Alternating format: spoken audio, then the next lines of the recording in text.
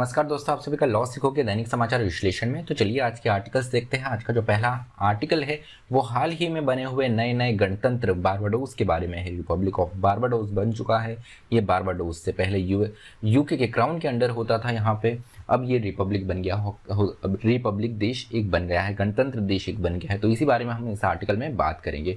उसके बाद में हाल ही में यहाँ पर हमारे पास में दूसरे आर्टिकल में हम बात करेंगे कि नेशनल NHFS का जो नया सर्वे आया है उसमें फर्टिलिटी रेट के बारे में बताया गया है। तो उसी बारे में हम बात करेंगे, किस प्रकार से ये हमारे देश को अफेक्ट करेगा उस बारे में भी हम चर्चा करेंगे। साथ ही साथ इसमें नॉर्थ और साउथ का भी हम कंपैरिजन थोड़ा करने वाले हैं। तो चलिए मैं आगे बढ़ूँ उससे पहले मैं अपना परिचय करवाना चाहूँगा। मैं खुशवंत पवार। आप चाहे तो मुझसे ट्विटर और लिंक्डइन के माध्यम से जुड़ सकते हैं। डिस्क्रिप्शन में आपको इसकी जानकारी मिल जाएंगी। अब आते हैं हमारे एमसीक्यू के ऊपर। वो ये है कि गवर्नमेंट ऑफ इंडिया के द्वारा हाल ही में निम्न में से कौन सा ऑर्गेनाइजेशन अथवा एसोसिएशन लॉन्च किया गया है जिससे प्राइवेट सेक्टर भी इंडियन स्पेस इंडस्ट्री में यहाँ पर कदम बढ़ा पाए। तो आपको बताना है ये कौन सा एसोसिएशन या ऑर्गेनाइजेशन। आपका ऑप्शन ए है Indian space association ISPA, option B है Indian space research organisation ISRO, option C है Indian private space association IPSR, ये ऑप्शन डी इनमें से कोई भी नहीं। जो भी आपका उत्तर हो कमेंट बॉक्स में जरूर लिखिएगा। अब आते हैं हमारे वर्णनात्मक प्रश्न की ओर। वो ये है कि भारत में जो TFR है उसके कम होने से, अगर वो 2.1 से कम होता है तो वो किस प्रकार से यहाँ पर नई चुनौतियां लेकर भारत के लिए आएगा, आपको इस बारे में एक चर्चा करनी है 250 शब्दों में। चलिए हमारे आर्टिकल की ओर आते हैं। आज का जो हमारा आर्टिकल है ये है बारबाडोस के बारे में।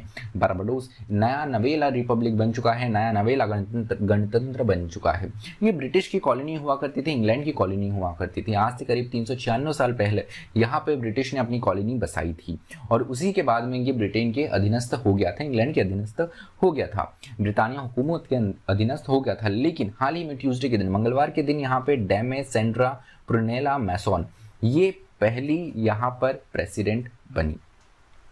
माफ कीजिएगा, यहाँ पे स्लाइड में प्राइम मिनिस्टर लिखा हुआ है लेकिन ये पहली प्रेसिडेंट बनी है। ये पहले गवर्नर जनरल हुआ करती थी बारबाडोस की और अब ये यहाँ की प्रेसिडेंट बन चुकी है। तो अगर हम यहाँ पे हिस्ट्री देखें बारबाडोस का, तो यहाँ पे ब्रिटिश ने अपनी कॉलोनी, जैसे मैंने बताया, 396 साल पहले 396 ईयर पहले यहाँ पे 1925 में बसाई थी। उसके बाद में सेटल हुए थे ब्रिटिशर्स यहाँ पे कुछ 1627 के साल में।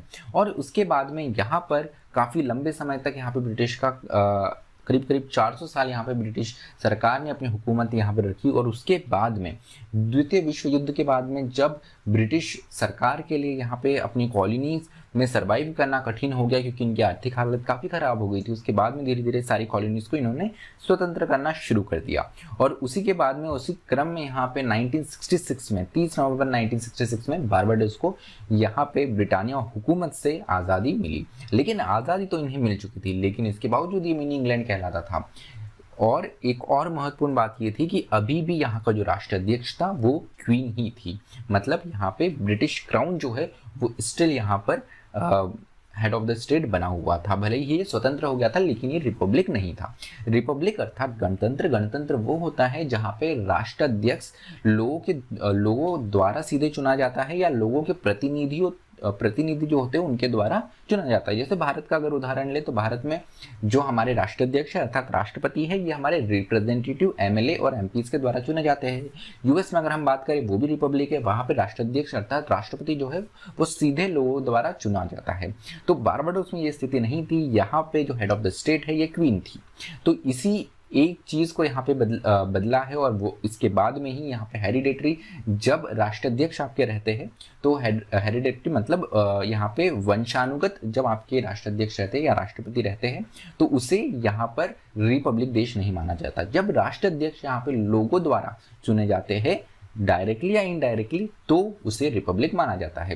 1979 में कॉक्स कमेटी बनी थी यहाँ पर, जो कि इसे रिपब्लिक बनाने के बारे में, बारबाडोस को रिपब्लिक बनाने के बारे में यहाँ पहला डिस्कशन शुरू हुआ। और इसके बाद में 1998 में कॉन्स्टिट्यूशन कमेटी बनी जिन्होंने ये रिकमेंड करा कि बारबाडोस को एक रिपब्लिक बना देना चाहिए। और उसके बाद में 2016 में ये फाइनली, जब फ्रुडेल स्टुअर्ट की सरकार थी उस वक्त यहाँ पे जब वो प्राइम मिनिस्टर थे, उन्होंने ये कदम उठाया कि उन्होंने तय कर दिया कि हम अब रिपब्लिक बनेंगे।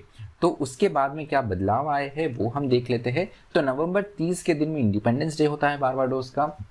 और इसी दिन यहाँ पे बारबाडोस रिपब्लिक भी अब बन चुका है। तो यहाँ पर आपको बता दूं कि अभी भी ये कॉमनवेल्थ का पार्ट बना रहेगा, लेकिन यहाँ पर क्राउन या रॉयल शब्द अब यूज नहीं होंगे ऑफिशियल यूसेज और डॉक्यूमेंट में। उसके साथ में ऐसा कोई बड़े बहुत ज़्यादा बदलाव की बात नहीं करी है, ये एक सिंबॉलिक यहाँ पे कदम उठाया गया है। जो अब राष्ट्राध्यक्ष यहाँ पे होगी, क्वीन नहीं होंगी, ये एक बड़ा कदम यहाँ पर है। उसके अलावा आपको बता दो कि यूके सहित दुनिया में अभी भी 14 ऐसी कंट्रीज है जहाँ पर क्राउन जो है उस स्टेट का, उस कंट्री का हेड होता है। तो इन 14 देशों में यूके तो शामिल है, उनके अलावा Canada, Australia, New Zealand, Papua new Guinea और जैमेका ऐसी कंट्रीज है जहां पर जो हेड ऑफ द स्टेट है वो क्वीन अभी भी बनी हुई है। चलिए दूसरे आर्टिकल पे आते हैं जो कि डेमोग्राफिक ट्विस्ट के बारे में बात करता है। क्या है डेमोग्राफिक ट्विस्ट, उसके बारे में जान लेते हैं। हाल ही में नेशनल फैमिली हेल्थ सर्वे 5 इसके रिजल्ट्स आए। NFHS शॉर्ट में से कहते हैं, NFHS 5 के सर्विस के यहाँ पे रिजल्ट आए। तो इस रिजल्ट में ये पता चला कि भारत में जो फर्टिलिटी रेट है, जो TFR है, टोटल फर्टिलिटी रेट है, ये 2.0 हो चुका है। अब किसी भी देश की अगर पॉपुलेशन को उतना ही बना के रखना है, उसी स्थिति पे एक आपको जैसे 100 लोगों की पॉपुलेशन है, उसमें आपको रिप्लेसमेंट लेवल आपको 100 का 100 बनाए रखना है, तो आपको यहाँ पर फर्टिलिटी रेट चाहिए 2.1 का। तो भारत का जो फर्टिलिटी रेट है, टोटल फर्टिलिटी रेट है, ये 2.1 से नीचे आकर 2.0 हो चुका है। मतलब ये अपने रिप्लेसमेंट लेवल से नीचे आ चुका है। अभी वैसे ये जो नेशनल फैमिली हेल्थ सर्वे है, ये इतने बड़े स्तर पे नहीं होता है जिस स्तर पे सेंसस होते हैं। तो उस हिसाब से हम मान सकते हैं कि हम करीब करीब एक रिप्लेसमेंट लेवल के पास में पहुंच चुके हैं। लेकिन यहाँ पर जो रिप्लेसमेंट लेवल है, ये अपने आप में जो टोटल फर्टिलिटी रेट बता रहा है रिप्लेसमेंट लेवल का, तो टोटल फर्टिलिटी रेट में जब हम इसे क्षेत्र के हिसाब से यहाँ पे कंपैरिजन करते हैं, खासकर जब हम दक्षिण भारत को उत्तर भारत से यहाँ पे कंपेयर करते हैं, तो पता चलता है कि दक्षिण भारत का फर्टिलिटी रेट जो है वो काफ़ी नीचे आ चुका है as compare to northern India. तो अगर हम देखें तो जो यूपी और बिहार जैसे जो सबसे बड़े 2 राज्य है जनसंख्या के आधार पे, तो यहाँ पे जो फर्टिलिटी रेट है वो काफ़ी ज़्यादा है, साउथ इंडिया के 5 स्टेट्स से बहुत ज़्यादा है। तो उसी को देखते हुए यहाँ पर एक इम्बैलेंस क्रिएट हो सकता है और यही भारत के लिए चुनौती हो सकती है। तो पहली बात तो ये है कि अगर TFR टोटल फर्टिलिटी रेट जो है ये रिप्लेसमेंट लेवल से नीचे आता है, तो इससे सबसे बड़ा फर्क ये पड़ेगा कि हमारे देश में जो ओल्डर पॉपुलेशन है, मतलब जो वृद्ध जनसंख्या है वो बढ़ेगी और जो हमारी वर्कफोर्स है वो कम होगी। अभी हम हमारे देश को सबसे यंग देश कहते हैं दुनिया का, क्योंकि हमारे यहाँ पे यंग वर्कफोर्स बहुत ज़्यादा है, यंग लोगों की संख्या बहुत ज़्यादा है। लेकिन अगर ये replacement fertility total fertility rate 2.1 से नीचे आता है, तो ये देखने को मिलेंगे कि हमारे देश में जो वृद्ध लोगों की जनसंख्या है ये बढ़ रही है तेजी से। अब इससे होगा ये कि जो दक्षिण के स्टेट है, जो दक्षिण के राज्य है, दक्षिण भारत है, यहाँ के राज्यों को माइग्रेंट वर्कफोर्स, मतलब जो प्रवासी मजदूर होते हैं, इन पर ज़्यादा डिपेंडेंट होना पड़ेगा, क्योंकि इनका वर्कफोर्स अपने आप में घट रहा है। और खासकर कोविड के बाद में जिन राज्यों में सबसे ज़्यादा माइग्रेंट वर्कर्स हुआ करते थे, जैसे महाराष्ट्र हो गया, तमिलनाडु हो गया, ये बहुत बड़े बड़े औद्योगिक राज्य हैं, यहाँ पे उद्योग बहुत ज़्यादा है, इसको चलते हुए माइग्रेंट वर्कर बहुत ज़्यादा आते हैं। तो यहाँ पर हमें कोविड के टाइम पे ये एक बहुत बड़ा उदाहरण देखने को मिला कि कैसे जब माइग्रेंट वर्कर वापस पलायन कर गए अपने अपने गांवों में, अपने अपने राज्यों में, तो यहाँ पर एक सेमी स्किल्ड लेबर्स का क्राइसिस देखने को मिला। तो इसी प्रकार की स्थिति भविष्य में भी देखने को मिल सकती है, क्योंकि जो वर्क फोर्स है बहुत तेजी से इन राज्यों में कम हो रहा है जहाँ पे TFR रिप्लेसमेंट लेवल के नीचे आ गया है। उसके बाद में एक महत्वपूर्ण चीज़ ये होने वाली है कि 2026 में हमारे देश में परिसीमन डिलिमिटेशन होने वाला है। मतलब लोकसभा में आज आपको जो 543 सीट्स दिखती है, ये हो सकता है बढ़ के 700 या 800 सीट्स हो जाए। और यहाँ पे जनसंख्या के आधार पे वापस फिर जो नई कॉन्स्टिट्यूंसीज बन सकती है, इसका एक बहुत बड़ा यहाँ पर चांस है। तो इसी को देखते हुए यहाँ पर एक इम्बैलेंसा क्रिएट हो सकता है, क्योंकि नॉर्थ इंडिया जो कि कंपैरेटिवली ह्यूमन इंडेक्स में, अगर ह्यूमन डेवलपमेंट इंडेक्स में अगर हम देखें तो इतना अग्रसर नहीं है, यहाँ पे शिक्षा इतनी नहीं है, मूलभूत सुविधा इतनी नहीं है। वही कंपैरेटिवली अगर हम सदर्न स्टेट्स देखते हैं तो यहाँ पे शिक्षा और जो दूसरे मानक है ह्यूमन डेवलपमेंट के, ये काफ़ी ज़्यादा अच्छे हैं। अब इसे देखते हुए ये पता चलता है हमें कि हमको मोर एडुकेटेड जो पॉपुलेशन है ये हमें साउथ इंडिया में दिखती है, और इसीलिए यहाँ पे जनसंख्या नियंत्रण जो है वो अपने आप में हो गया है। लेकिन नॉर्थ इंडिया में हमें ये इतनी अच्छी तरीके से, इतना ज़्यादा जो स्तर है, कंपैरिजन जब हम साउथ और नॉर्थ इंडिया का करते हैं तो उस स्तर का नहीं है नॉर्थ इंडिया का। उसको देखते हुए यहाँ पे जनसंख्या काफ़ी ज़्यादा बढ़ गई है। अब जैसा हमारा कॉन्स्टिट्यूशन खुद ही कहता है कि जो लोकसभा में सीट्स है ये पॉपुलेशन के आधार पे डिसाइड की जाएंगी, तो यहाँ पे जो नया डिवीजन होगा सीट्स का, ये पॉपुलेशन के आधार पे होगा। और यहाँ पर जो ज़्यादा पॉपुलेशन वाले क्षेत्र है अर्थात नॉर्थ इंडिया, इनके पास में ज़्यादा यहाँ पर पावर, पॉलिटिकल पावर आ जाएंगी, जो कि एक इम्बैलेंस क्रिएट कर सकता है।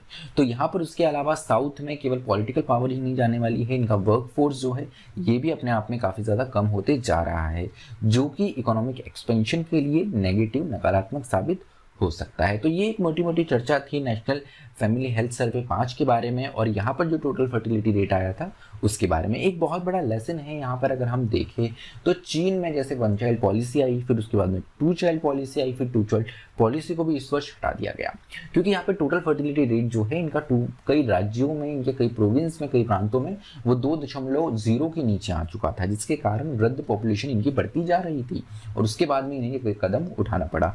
हम भारत में कई बार पॉपुलेशन कंट्रोल की बात करते हैं, लेकिन अब जब ये सर्वे खुद कह रहा है कि हमारा टोटल फर्टिलिटी रेट जो है वो 2.0 से नीचे आ गया है या इसके पास में है, तो यहाँ पर कितना सही होगा, हमको किस तरीके से हमारी नीतियों में जो हमेशा से एक माइंडसेट बना हुआ था इसको हम किस तरीके से टैकल करेंगे, ये अपने आप में एक बहुत बड़ा प्रश्न रहेगा। तो चलिए आज का जो हमारा विश्लेषण है वो यही समाप्त होता है।